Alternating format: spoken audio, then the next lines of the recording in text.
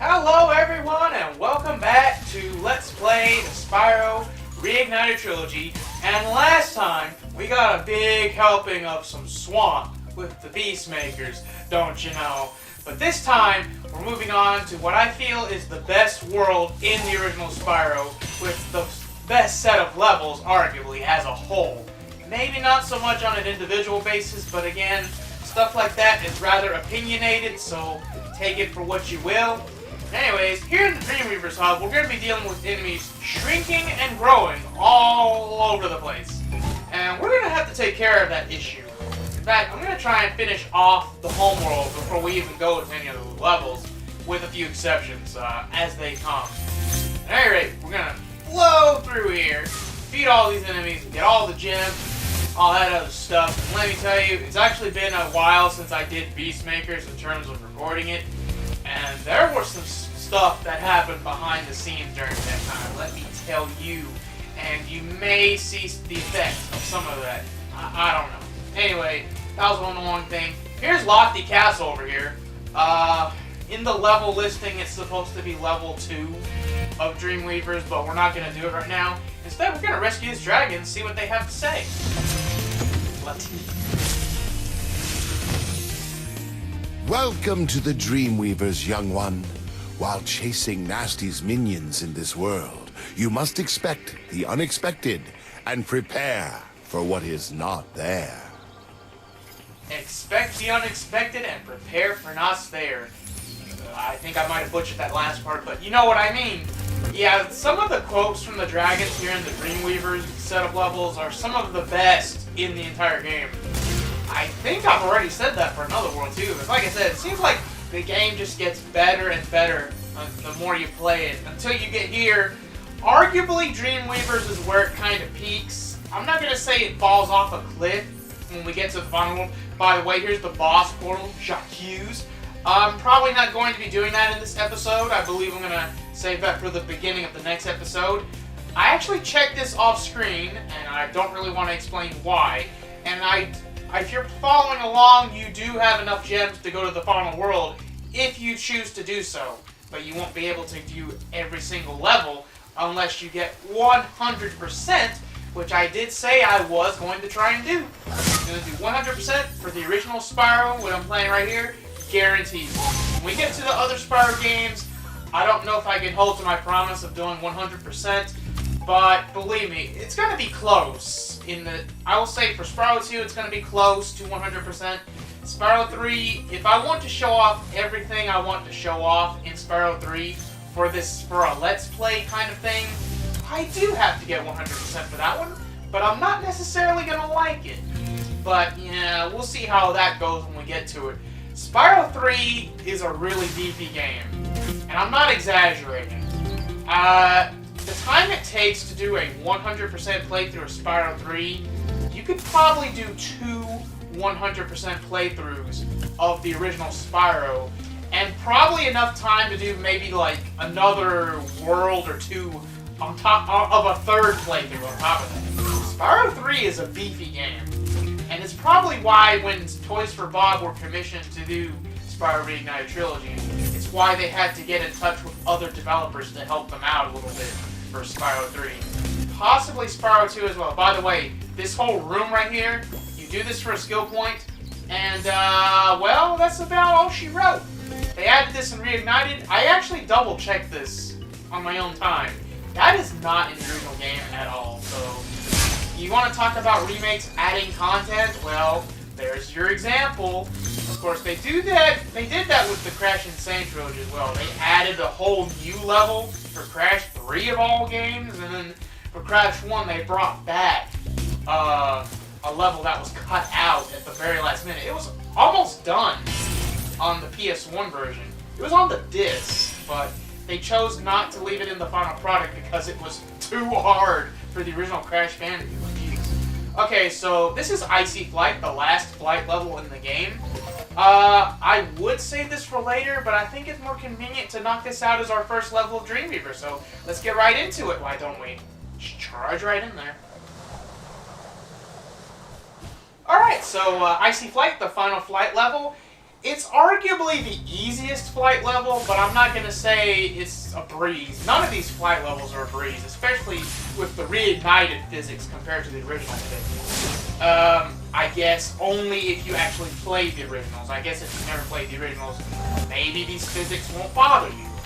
I can't say for sure, but I'm glad to finally be done with them after this, after I totally did all the other ones. But yeah. Speaking of which, there was something that I did, or I tried to do, back in the Artisans around Town Square. I mentioned something about a skill point where you have to charge all of the bulls to make their horns get planted in the ground. And I actually forgot that during the level, but I went back off screen and took care of that and one other thing in the Artisans. Again, I chose to do it off screen to save a little bit of time here. But yes, I took care of that skill point that I missed and one other thing. What that other thing is, I'll just have to let all you beautiful viewers out there figure that out. Should be hard to figure out, but I'm not going to say it was a mistake, but I mean, missing the skill point in Town Square, I guess it's kind of a mistake, arguably, even though I said this was going to be a 100% playthrough, but you don't need the skill points to get 100%. I know that sounds weird, because there are other games that have skill points, so to speak, that I think they are required for 100%. The Ratchet & Clank games on PS2 are pretty good examples. Maybe not so much the newer Ratchet & Clank games, but, you know. As you can see, I did that flight level with a 9-second grace period. Alright, so after taking care of Icy Flight from this high platform up top, we could actually glide all the way to the Balloonist or the Boss Portal from here, or we could drop down into Lofty Castle. Yeah, let's knock this out real quick. But I'm going to need to get a boost from a mushroom, because apparently this is Super Mario now instead of Spyro. God forbid.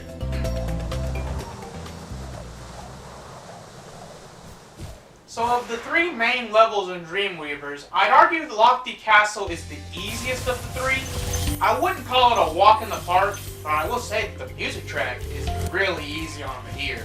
Definitely the most chill music track, and the most chill level of Dreamweavers, if you don't count Icy Flight.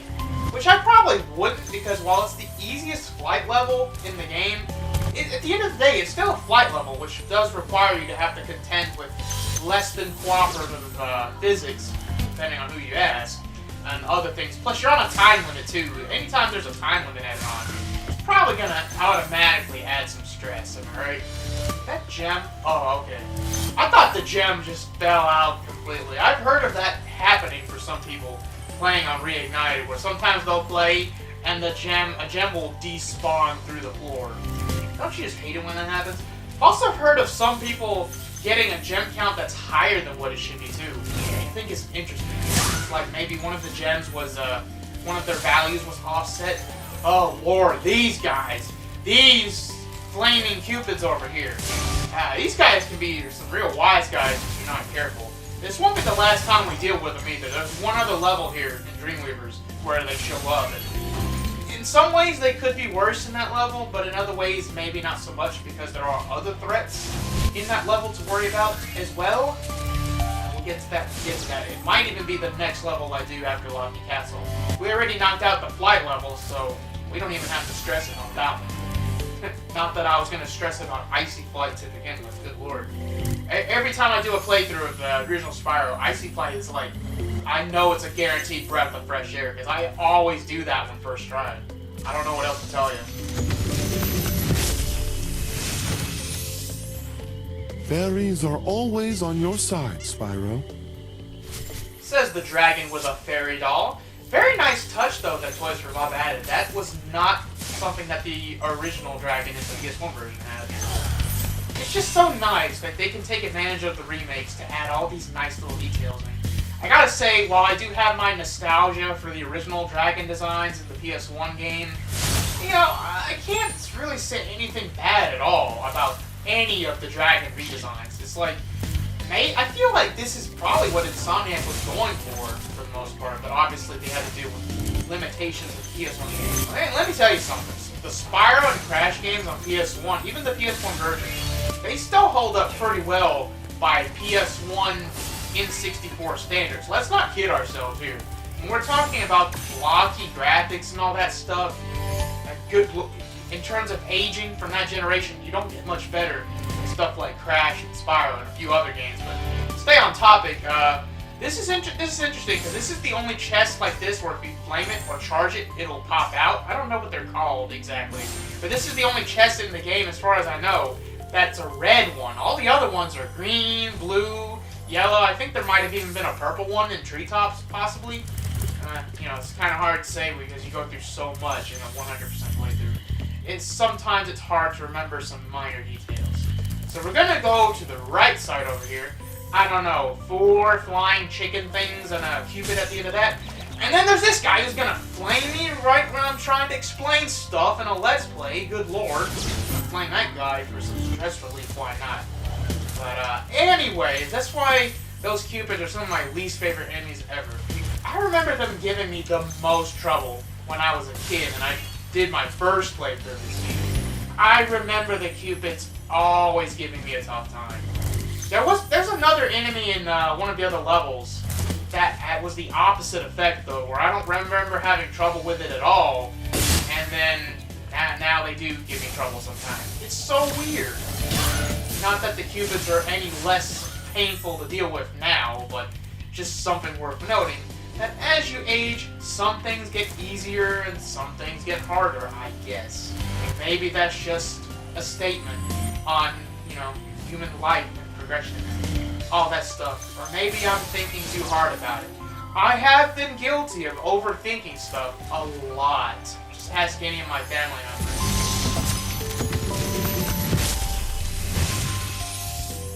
Thank you for releasing me. Thank you for releasing me.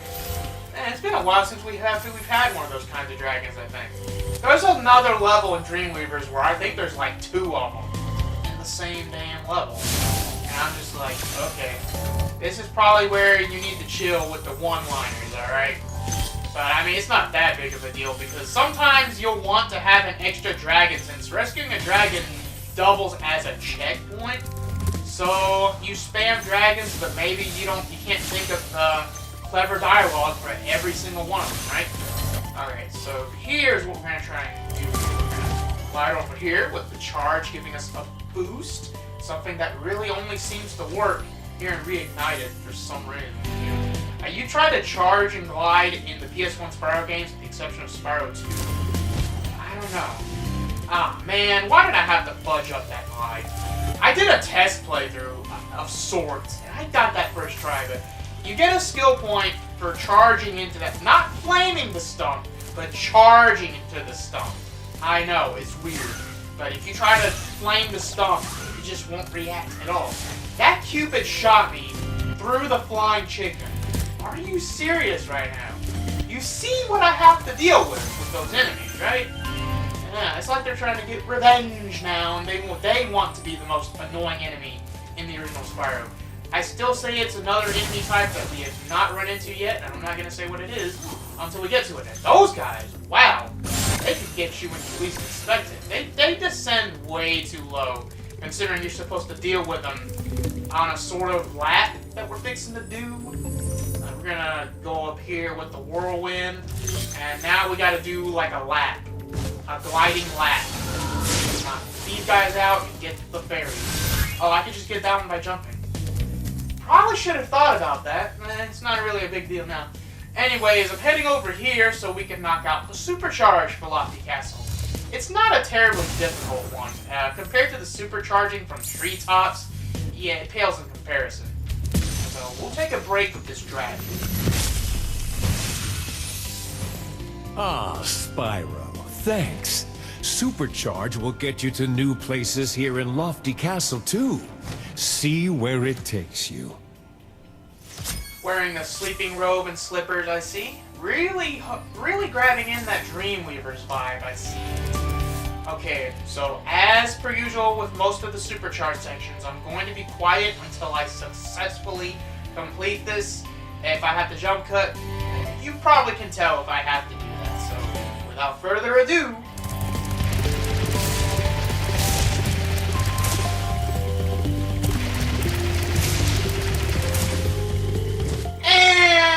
first try, yeah, if you don't glide at the top of that supercharge, even if you land here while you're still supercharging, you're just gonna fly off. And I don't mean glide off, you're gonna fly off. Pretty convenient that that key was where it was, because jump down here and bada bing. You get that key chest that you might have noticed earlier, but I was intentionally ignoring because you get it right away. So it is what it is there. Alright, so I really want to get that stomp to get that skill point. But I really don't want to, show off too much backtracking. So let's see. Well, I have to go over here anyway. Although I have to go all the way back here, back to that section. I think what I'll do is I'll 100% the level. I'll get to right before the exit portal or something, and then do a jump cut to when I get to the stump, and just do that. I already showed off how to get to the stump, so I don't really need to show it off again, right? Let's just focus on, keeping some good pacing on it. To defeat these flying chicken things. I don't know if they're supposed to be chicken. They don't really. I don't know. I don't really see the chicken part.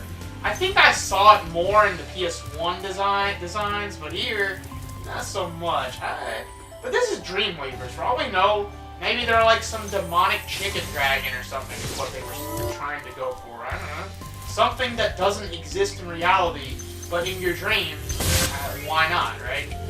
That's the difference between Dreamweavers and Magic Crafters.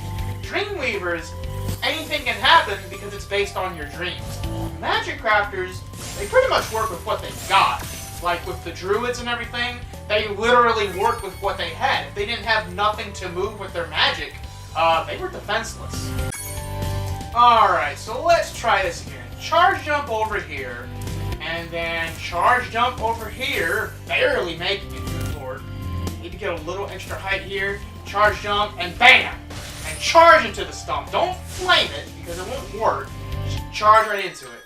And thankfully we can just exit the level, so why don't we do that? Alright, so I believe next on our roster of levels is going to be one that I passed by not too long ago. Over there, that seems pretty convenient. Charge right over here, and then charge right over there. And we're going to go to Dark Passage. My favorite, this is probably, no, it's not my favorite, but it's like top 3 music tracks from the original Spyro here. So when I go into the level, I'm actually going to be quiet for a little bit so you can listen to the music.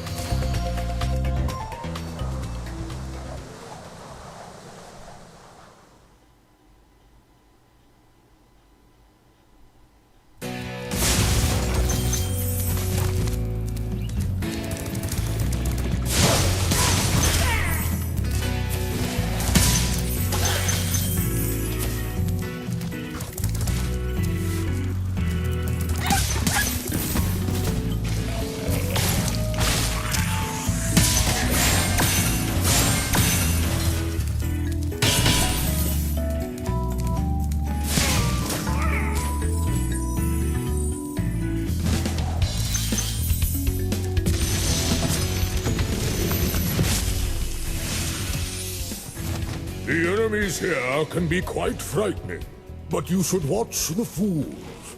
I'd rather flame the fools. Now you're thinking. Really nice touch with that dragon that they kept so true to the original voice of the dragon and the way the dialogue is presented. I'd rather flame the fool. Now you're thinking. Yeah, that's called using your thinking brain on that one. So welcome to Dark Passage. The gimmick here is that you're literally going through dark passages. The fools, you see, they control the illumination. Make sure they are flamed, and they'll stay alit. Literally, you flame them, and they will stay lit up, like a lantern. Think of it like you're refueling a lantern, in a way. There's these dogs that... I feel like the design for the dogs here in Reignited is kind of a mix between a pug and a chihuahua.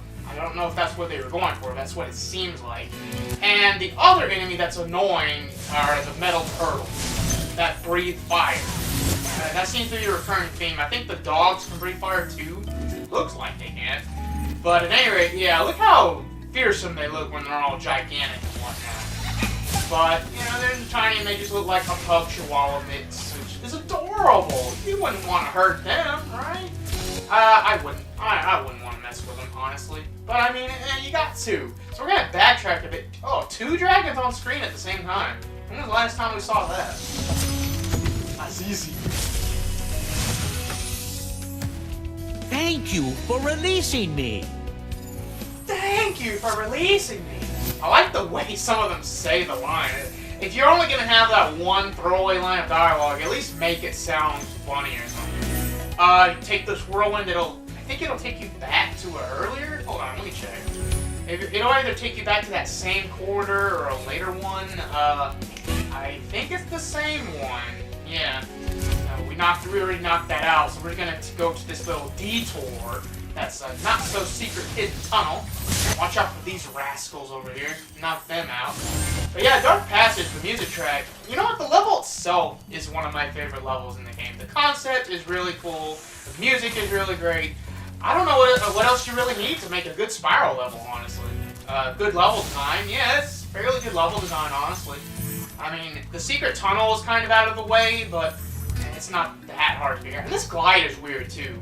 Like, you see over here, but over there, you try to glide, you're gonna run into that wall. So maybe what you want to do is hang back a little bit, and maybe do a glide like this. That might be a little easier on the player. Huh? And on Reignite, you wouldn't want to run into one of those invisible barriers that may or may not exist. That sort of thing. Okay, oh my god, that fireball was an MVP. You gotta be careful here.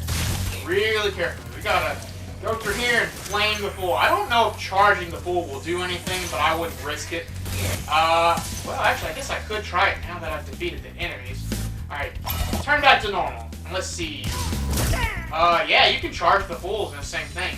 But it doesn't have the same ring to it as flame the fool, right? And, flame the fool, but don't flame war in the comments, alright? As tempting as that might be.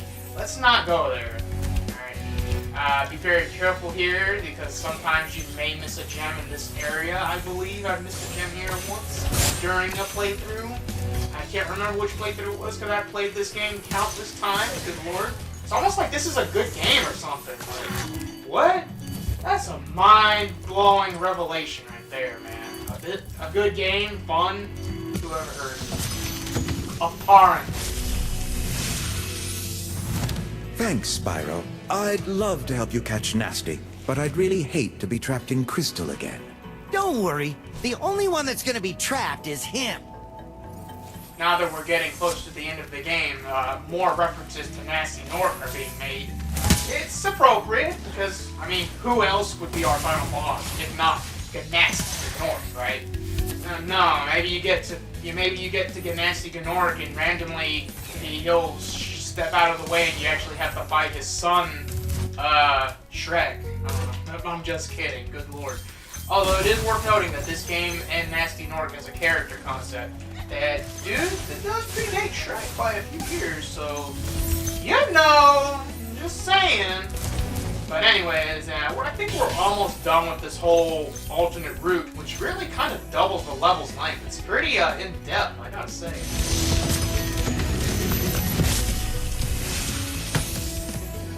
Thank you for releasing me. Nice touch with the Jester hat there. I don't really know why a Jester hat would tie into Dreamweavers. That seems more like a Magic Crafters thing, maybe? I don't know. As like I said, Magic Crafters and Dreamweavers do have some overlap. I won't deny this, but there are still differences to note. Like I said in Lofty Castle, dreams really can be anything, but with magic, for the most part, you're working with what you got. Like I said, the druids were working with what they had. They were using magic to move pre-existing objects and terrain. But in Dreamweavers, it's not so much. It can be anything. Like these guys, they shoot an arrow, and another arrow just respawns like that.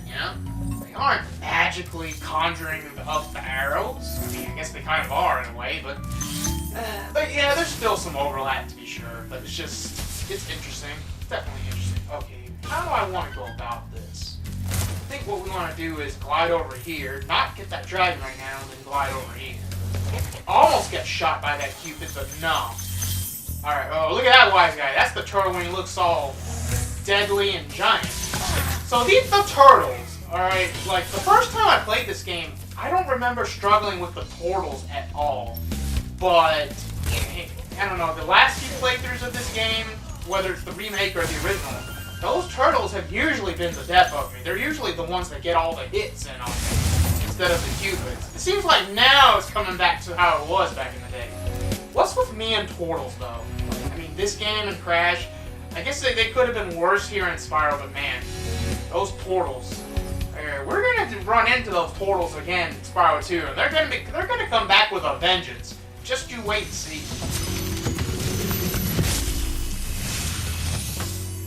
You know, I think you just might be the dragon to defeat Nasty Nork. That's me, all right. Another reference to Nasty Nork in the same level. Yeah, it definitely feels like we're getting close to the end here. Alright, we've only got one proper level left here in Dreamweavers. Not counting the boss level, but as I said earlier, we're going to save Jock Hughes to be our first level for the final part of Let's Play Spyro Reignited. Yeah, because the final world doesn't have as many levels as the other worlds, so for the sake of length consistency, I think saving the boss Dreamweavers for the next part will make it a lot better in terms of length. Maybe, maybe not, because there is an ending we have to worry about, I guess, but we'll see when we get there. We're not quite at the end yet. We're close, though. Next level is going to be into this part, and then almost basically the home stretch after that, I gotta be honest. So, let's rescue this dragon. This one's been sitting here for a while. Hello, Spyro. Nicely done. I'll be done when I've toasted that nasty Nork. Yeah, I gotta say, all the Dreamweaver's dragon designs, I think they're my favorite, honestly. Even in the original Spyro, I felt like they had the most majestic design. Are you kidding me? I forgot to shrink that enemy again. This happened in the practice playthrough as well. Okay, well, here's what we're gonna do. I'm gonna clear out this section here. There's the last level over there, well, the last regular level, Haunted Towers. We're gonna knock that out as our final thing for this episode. But I'm gonna clear out this area of gems and dragons first. There's the fool. There's another fool. I guess we'll flame him. Mushrooms, some red gems here. Let's not get carried away. These chests. A single blue gem. Oh, wait. Oh yeah, the one gem from that one enemy we had to pass by. But let's get this dragon. I think this dragon's been sitting here even longer than the other one. Mazel tov.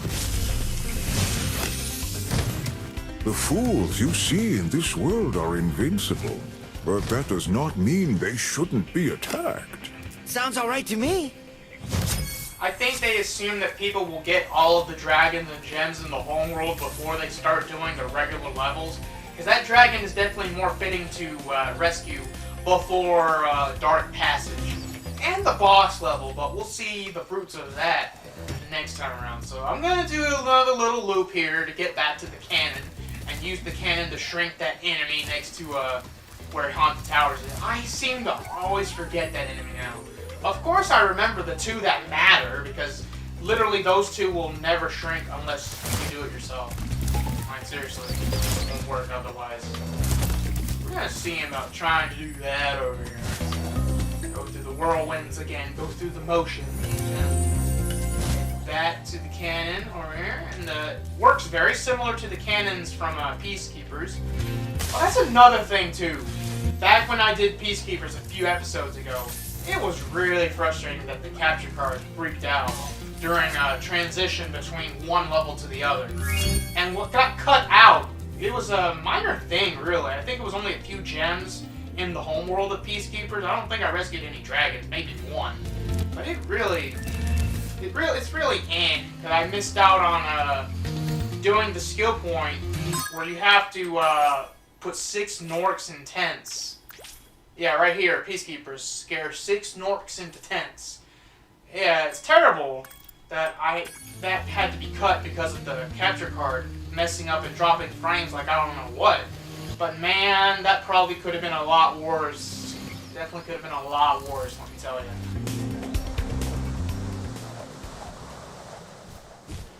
Alright, so we're going to finish off strong here with Haunted Towers. I think this is the most interesting level in Dreamweavers. Not necessarily the best, but definitely the most interesting. Also, we're going in with a nice dragon total there. Funny.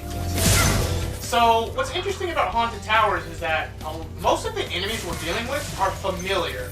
We've dealt with them before. The Norks, feels like it's been ages since we've dealt with Norks, like Artisans and Peacekeepers, arguably.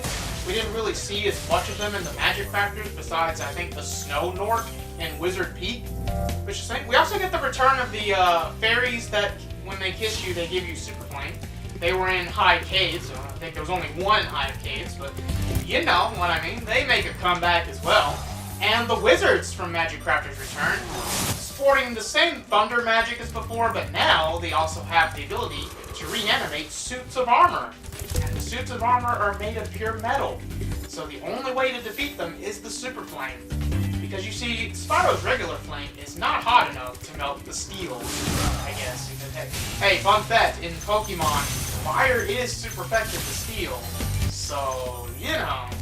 But apparently it has to be hot enough. Like the Super Flame, the fire has to be hot enough to be able to melt steel. If it's not hot enough, it's not going to cut it. As it should be, I guess. I mean, hey, if something is hot enough or cold enough, I guess anything can happen, right? So, I'm not feeling too confident about my leftover Super Flame. I'm going to get one more refill before we head to that Whirlwind, because, yeah, you really got to maximize your Super Flame usage here to get 100% in Haunted Towers. Are you going to do anything else but 100% in this level? Okay, come on. Knock him out. Knock him out. Knock him out barely. Knock him out. Get the wizard barely. And that's pretty much the extent of what you can do with the first Super Flame fairy. You could use the Super Flame to destroy the fireworks chest, but it might actually throw off your groove, believe it or not. So I would come back for that one, but alright, we're pretty much clear for the first section there. This chest right here, that's normally impervious, we're going to have to get another Super Flame fairy. And look at that, there's the suit of armor that indicates otherwise. I guess we can get the dragon when we come back. So the Norks this time around will throw bombs. They didn't really do that before, but now they do. And if you're not careful, they can surprise you with the bombs. I think they're a little bit harder here in Reignited compared to how they were in the PS1 game. I felt like their aim in the PS1 version was a little more chaotic, which means that they're a lot more likely to miss because they're just chaotically throwing the bomb. But this time around, they seems like they have a better aim, so you definitely need to be cautious around the Norks. Do be cautious around the Wizards too, because they can catch you off guard just as bad as they can at Magic Crafters. So, you know, keep an eye for those wise guys. They'll get you when you least expect it. Those crafty Wizards, them. That should be everything here with Super Flame. Let's rescue this dragon before he dies of heat stroke. Costco. Hey, Spyro. All dragons know there's magic in a fairy's kiss. See what it can do to your power of flame.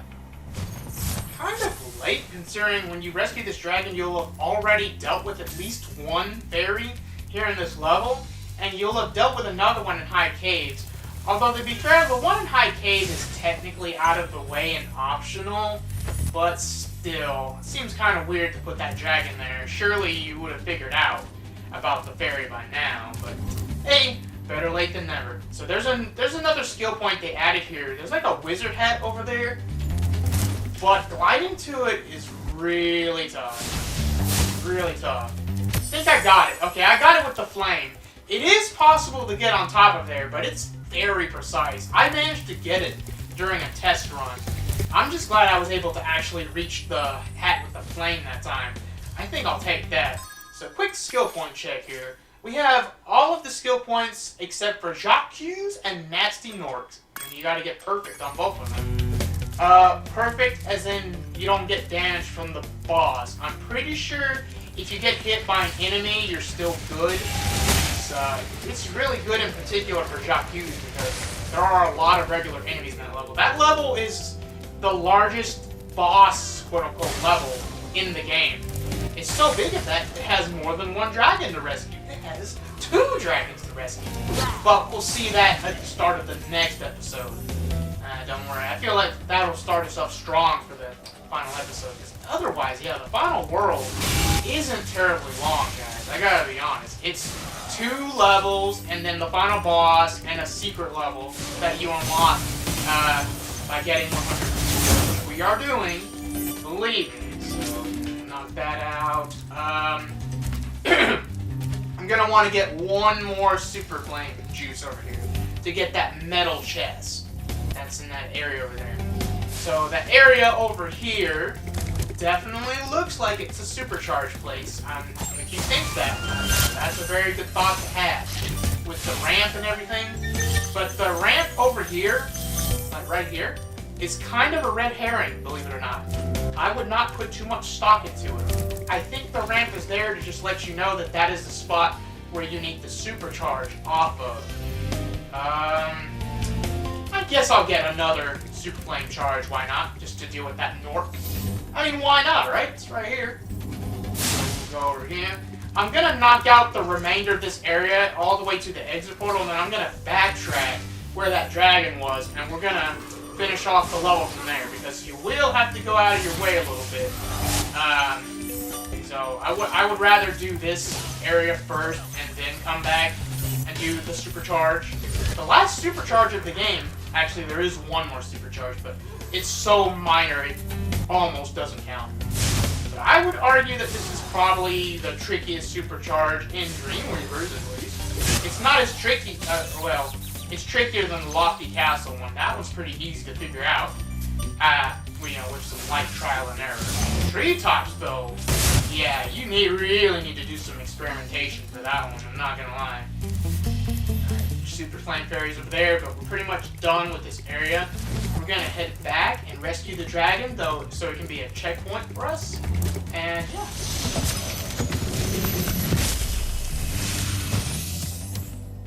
Hold your horns. Here comes Spyro.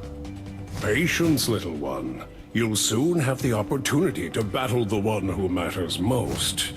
Nasty Nork. Nice touch with the wishing lamp. I guess they were kind of going for an Arabian theme out of nowhere. Like Arabian Nights, you know, 'cause most people go to sleep and dream at night. So, you know, reignite. I'm just kidding there. But, man, this game is doing a much better job of foreshadowing the next episode than I am.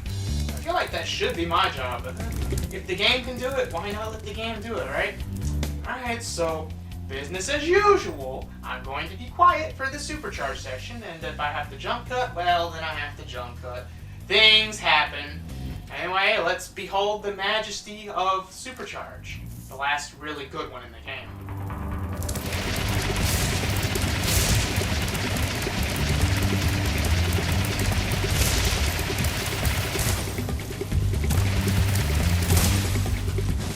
And first try, barely, but still managed to do it. Alright, so we got this one last section of Haunted Tower. It's almost called the Dream Towers from in there. We got this metal chest here, which is definitely impossible to do with Supercharge, and you probably won't have enough Super Flame Juice to do it either, which does make you wonder. Also, let's rescue this guy, Copano. You've become a master of the supercharge. Great work! Decent little reward dragon there, drinking a cup of joe, possibly a cup of milk. I hear some people drink milk to help them sleep better. It's not something I really do, but I think I can understand the logic behind it, especially if it's warm milk. I think that's the whole point. If it's not warm milk, it probably won't really help all that much. Again, I'm not an expert on that sort of thing, I'm just making educated assumptions. Educated as I can be. Also, the name of the dragon, Copano, Cup of Joe, maybe that was the intention, but again, if it's not coffee, then it kind of defeats the purpose. Nobody really calls a cup of milk a cup of Joe. Really only say it for coffee. Like cappuccino, cup of Joe, you know. I believe that's the joke anyway. I'm not an expert on coffee, but I can see the appeal, if that makes any sense. So, you have to go up that area with the suits of armor really fast. Otherwise, that wizard will reanimate the suits of armor. By the way, this Super Flame Fairy looks different, and there's no meter, you might have noticed. This fairy is the only fairy in the original Spyro that will give you permanent super flame for as long as you stay in Haunted Towers. Which, you know, it's cool, but I mean, and by the time you get here, you're basically almost done with the level. So it's basically just making the last part an easier sweep, I guess you could say.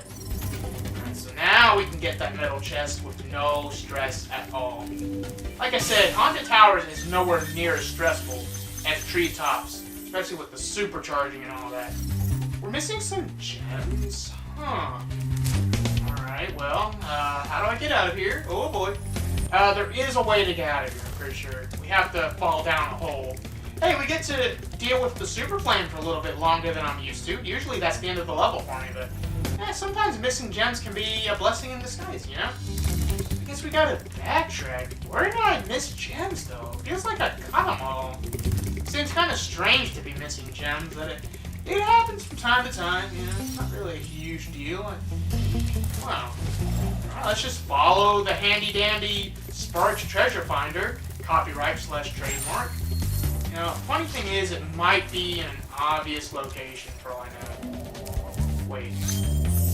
There was a green gem there the whole time? Wow, okay, that's kind of crazy.